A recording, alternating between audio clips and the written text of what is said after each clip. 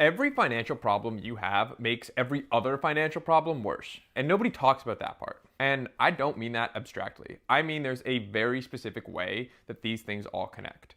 And once you see it, a lot of the advice that you've been given stops making sense. So let's start with housing. You can't afford to buy a house, so you rent. But rent rises faster than wages, so you can't save for a down payment, and so you keep renting, and the rent keeps rising. And now you add healthcare. You need a job with benefits, so you can't take like the risk on joining a startup or the freelance gig that might pay more, allow you to work less. So you're locked into a job not because of the work, but because of the insurance that's tied to it.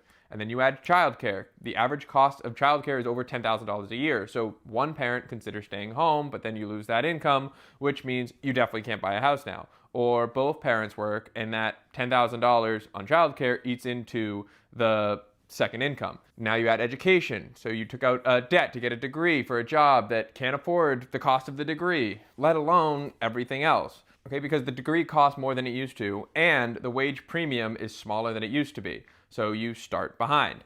So housing, healthcare, education, childcare, they don't break separately. They all break together, and they make each other worse. I personally love a to-do list, and that's how a lot of the Dave Ramseys of the world approach this. You pay off your debt, then you build your emergency fund, then you invest. But that's not what this is. You pay off debt, rent goes up. You get the raise, childcare costs more. So it's not a checklist, it's a conveyor belt of really hard problems. Because this is what happens when housing and healthcare and education and childcare all break at the same time. You don't get four problems, you get one impossible situation that looks like a personal failure.